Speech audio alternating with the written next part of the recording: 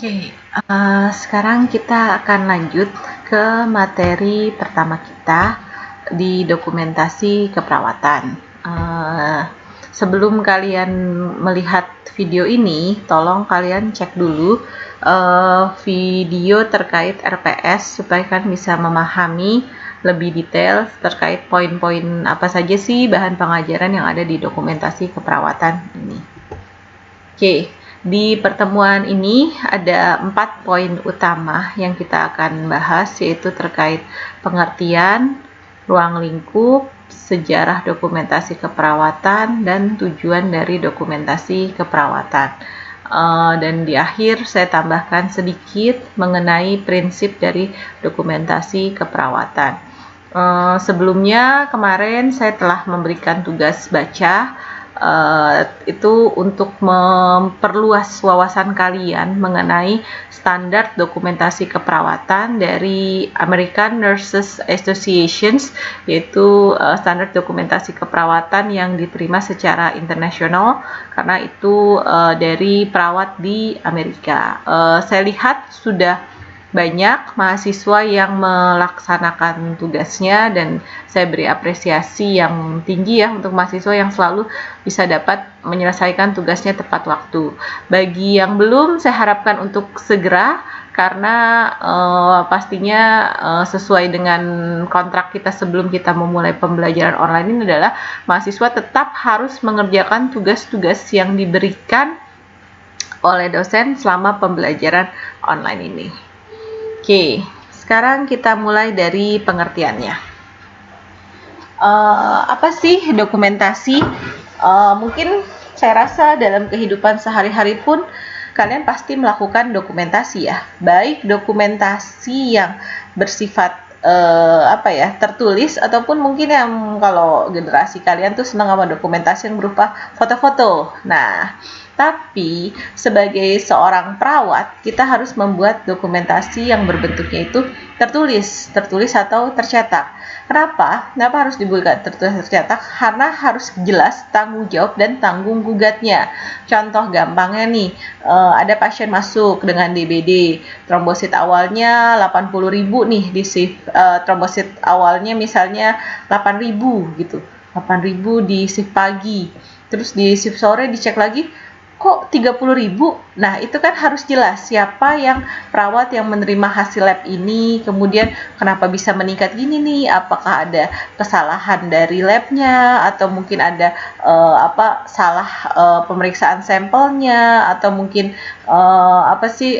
atau pasiennya ternyata yang bukan yang ini yang diambil darahnya. Jadi banyak faktor, dan dengan adanya dokumentasi itu jadi jelas siapakah yang melakukan dan siapakah yang bertanggung jawab. Kemudian dokumentasi ini adalah bagian integral proses keperawatan. Jadi memang ini sesuatu yang tidak dapat dipisahkan dari proses keperawatan. Ketika kalian menjadi perawat di rumah sakit, pastikan kalian punya moto, tulis apa yang kalian kerjakan dan kerjakan apa yang kalian tulis. Jadi jangan sampai kalian mengerjakan sesuatu dan kalian itu tidak menulis. Nah, itu karena nanti kan kalau misalnya Dek, misalnya kalau kayak di rumah sakit paling sering kan TTV pasien ini Dek. Nah, kalian melakukan TTV, tapi kalian cuma bilang Kak, ini TTV-nya misalnya 150/90, suhunya 38,5, tapi kalian tidak mencatat. Nah, itu kan jadi orang tidak tahu.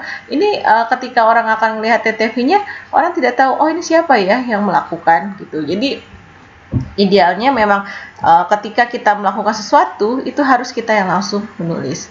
Kemudian dia juga bukan sesuatu yang berbeda dari metode problem solving. Jadi memang di keperawatan kan proses keperawatan itu kan problem solving kan, dari apa aja coba proses keperawatan? Ada 5 kan, dari pengkajian, perencanaan, implementasi, kemudian yang diagnosa sampai evaluasi. Nah, dokumentasi proses keperawatan itu mencakup dari pengkajian yang proses keperawatan, identifikasi masalah, perencanaan, tindakan, dan evaluasi. Nah, ini jadi dokumentasi ini juga baliknya ke seluruh proses keperawatan itu dari pengkajian sampai dengan evaluasi. Kemudian apa sih yang bisa kita jelaskan lagi dari dokumentasi itu ada catatan otentik ya, jadi sesuatu yang jelas gitu, atau warkat itu kayak catatan keuangan bisa berupa nota atau apa sih kayak kwitansi, itu juga warkat dan bisa dijadikan bukti dalam persoalan hukum, karena nanti seperti kalian nanti kan sebelum kalian praktek kan kalian ada angkat janji. Nah, di angkat janji ini kan kalian akan menyatakan tidak membedakan ras, tidak membedakan agama. Jadi kita harus tahu bahwa perawat atau tenaga kesehatan lain dalam melakukan tindakannya itu tidak ada melakukan pembedaan dalam hal apapun.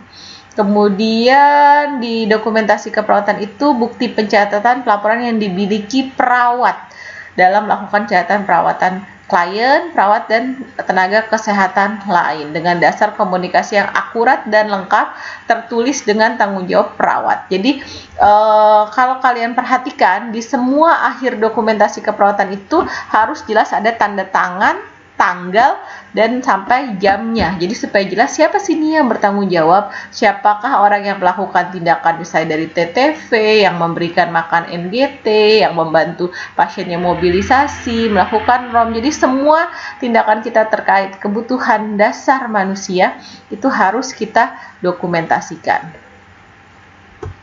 Kemudian gimana terkait dokumentasi asuhan keperawatan? Dokumentasi asuhan keperawatan itu adalah suatu dokumen catatan yang berisi data keadaan pasien yang bisa dilihat tidak saja dari tingkat kesakitan, tapi juga dilihat dari jenis, kualitas, dan kuantitas layanan yang telah diberikan perawat dalam memenuhi kebutuhan pasien. Jadi, apa maksudnya tingkat kesakitan? Pasien di rumah sakit itu berbeda-beda penyakitnya dan beda-beda juga tingkat ketergantungannya. Contohnya kalau di manajemen nanti kalian akan belajar ada pasien yang total care. Total care itu adalah pasien-pasien yang ada di ICU, ada di IGD yang dengan kegawatan misalnya henti nafas. Nah, itu semuanya itu adalah total care dan itu biasanya di rasionya 1:1. Kemudian ada pasien yang partial care. Partial care itu maksudnya apa? Jadi biasanya dia itu sudah setengah dari aktivitas kebutuhan dasar manusianya itu harus dibantu perawat. Contohnya misalnya dia nggak bisa untuk mobilisasi dari tempat tidur ke kamar mandi. Kemudian dia juga BAB-BAK-nya itu oleh dokter pun tidak boleh turun dari tempat tidur. Jadi harus kita bantu dengan memberikan pispot. Itu tingkat kesakitannya udah partial care. Dan ada yang self care. Jadi pasiennya ini mungkin hanya terpasang Pevlon aja, itu biasanya pasien-pasien yang mau pulang sudah infusnya sudah dilepas, cuma mungkin untuk memasukkan antibiotik saja, sudah bisa ke kamar mandi sendiri, bisa makan sendiri, sudah aktivitas fisiknya juga sudah mulai pasiennya sudah terlihat segar, sudah bisa semua tindakannya dilakukan sendiri. Nah, itu juga bagus. Jadi itu di tingkat kesakitan. Kemudian juga dilihat dari jenis, kualitas, dan kuantitas layanan. Jadi ketika dokumentasi keperawatan ini bagus, tentunya asuhan keperawatan itu akan meningkat.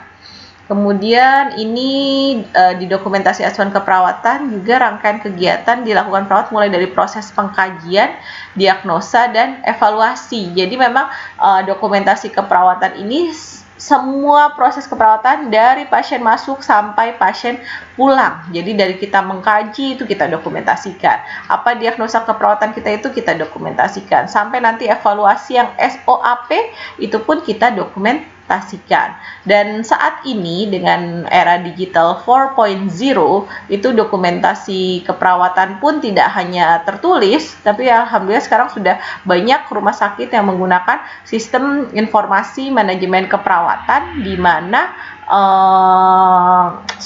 dokumentasi keperawatan dibuat lebih mudah dengan menggunakan komputer ataupun mungkin dari tablet. Jadi sudah banyak rumah sakit yang menggunakan ini. Nah, pendokumentasian asuhan keperawatan. Pendokumentasian asuhan keperawatan dilakukan sebagai bukti tindakan keperawatan yang dilakukan secara profesional dan legal dan dapat memberikan perlindungan pada perawat dan pasien. Kenapa maksudnya bisa memberikan perlindungan? Jadi contohnya gini, kan misalnya pasien dengan dengan keluhan sesak. Kita harus kolaborasi dengan dengan dokter. Misalnya, oh ini gimana dok, pasiennya sesak, kita kasih oksigennya berapa liter, 3 liter, 5 liter, itu kita kolaborasi. Dan kita bisa, kalau tindakan kita yang mandiri, kita sudah rubah posisinya dari tadinya tiduran, kita bikin semi fowler, kemudian kita juga minta pasiennya tidak beraktivitas dulu, duduk dulu, tidak, supaya kebutuhan oksigennya tidak terlalu banyak. Nah, itu juga hal-hal seperti ini itu harus kita catat langsung. Oh, pasien mengeluh sesak pada jam 10.05, dokter memerintahkan pembatasan aktivitas fisik, kemudian oksigen diberikan 4 liter. Nah, itu harus kita dokumentasikan supaya jelas ketika pasien itu ada keluhan, tugas dari tenaga kesehatan, bahwa itu perawat, dokter, melakukan tindakan supaya pasien itu derajat kesehatannya meningkat. Kemudian pendokumentasian untuk rumah sakit meningkatkan dalam standar akreditasi ya. Sekarang semua rumah sakit di kita ada SNARS ya, Standar Nasional Akreditasi Rumah Sakit. Jadi di situ tentunya ditetapkan untuk auditor atau asesornya melihat dari bukti dokumentasinya. Bagaimana rumah sakit ini melakukan? Apa contohnya? Misalnya pasien masuk jam 9 pagi, itu pengkajian, diagnosanya, askepnya selesai jam berapa? Jangan-jangan dia masukin jam 9 pagi, baru selesai diagnosanya baru jam 9 pagi keesokannya, atau mungkin baru selesai di dinas malam. Nah, itu kan tentu ada yang salah dengan sistem pendokumentasiannya. Dan inilah yang harus harus dibenahi oleh para manajer, dan juga tentunya nggak bisa cuma manajer atau kabid keperawatannya ya, tapi dari perawat pelaksananya pun punya kesadaran bahwa dalam melakukan dokumentasi keperawatan ini adalah bukti kerja mereka. Jadi sebagai nanti kalau kalian sudah kerja ya, kalian harus sadar bahwa ketika kalian mengerjakan sesuatu langsung dokumentasikan. Jadi motonya lakukan apa yang kalian tulis, dan tulis yang kalian lakukan, itu tidak boleh lupa. Oke, nah sejarah dokumentasi keperawatan. Awalnya kita kan kalau di keperawatan itu kita belajar role model kita ya, maksudnya pioneernya keperawatan itu ada Florence Nightingale. Nah, Florence Nightingale ini adalah perawat yang dia sudah menganggap dokumentasi sebagai bagian vital dari praktek profesional. Tapi kan dulu itu zaman perang ya, mungkin juga agak riwe, maksudnya juga banyak ini, jadi belum sempat dilakukan secara tersistem gitu. Nah, kemudian makin lama ada nih kesadaran perawat bahwa dokumentasi ini sebenarnya juga untuk mengkomentasikan implementasi instruksi medis, bukan untuk mengobservasi, mengkaji, mengevaluasi status pasien. Nah, jadi sudah mulai dipikirkan, oh harusnya ada nih, gimana sih supaya kita tahu pasien ini sebelumnya diapakan ya, pasien ini rencananya apa saja, supaya ada kesinambungan. Karena kan contohnya bedanya keperawatan dan medis. Di keperawatan itu kita harus melakukan asuhan itu 24 jam. Kalau medis mungkin dokter bisa datang sekali-sekali ya, dan dalam 24 jam nggak mungkin dong ya teman kita udah dinas pagi, terus pas udah sore atau malam kita yang dinas sorenya bingung, ini apa aja sih kegiatannya. Nah, tanpa ada dokumentasi kita nggak tahu apa yang sudah dilakukan. Tapi dengan adanya dokumentasi keperawatan, kita menjadi tahu, oh sudah dilakukan tindakan ini, sudah dilakukan tindakan ini. Jadi kita akan bisa melanjutkan atau meneruskan sesuai dengan yang direncanakan. Nah, kemudian dijelaskan juga pendokumentasian berbasis komputer itu sudah mulai sejak akhir abad ke-20. 20 dan di tahun 1960 dan juga awal 1970 itu sudah mulai, walaupun masih bentuknya simple, dan sekarang alhamdulillah makin berkembang ya, dan tentunya dengan penggunaan komputer itu jadi memudahkan. Jadi kalau dulu tuh kan selalu bilang ya, saya pun dulu juga pas pertama kali di rumah sakit ketika saya lulus itu image-nya adalah perawat yang sarjana keperawatan atau nurse itu cuma jago dokumentasi. Padahal sebenarnya tidak begitu juga. Sebenarnya kita pun harusnya juga jago di lapangan, tapi memang kita pun fokus dengan dokumentasi karena kita sadar dengan lengkapnya dokumentasi keperawatan itu pasti nanti asuhan keperawatan ke pasien pun akan menjadi lebih berkualitas. Nah, terus ini dijelaskan perkembangan per tahunnya ya. Tahun 1930 itu mulai Virginia Henderson mencetuskan ide penggunaan rencana keperawatan tertulis untuk mengkomunikasikan informasi perawatan pasien. Tahun 1951 dokumentasi itu menjadi ada cara untuk mengevaluasi dan sebagai hal yang esensial. Dan tahun 70 itu sudah mulai dikaitkan dengan hukum, dan bahkan sekarang ya kita di Indonesia pun ada undang-undang ITE yang pastinya itu menjadi dasar apabila terjadi malpraktek atau apa. Jadi sekarang pun dokumentasi keperawatan yang berbasis komputer itu sangat dipikirkan bagaimana hubungannya dengan dasar hukum atau legal aspek. Jangan sampai dokumentasinya tidak dapat mengcover legal aspek dari standar akreditasi rumah sakit. Oke.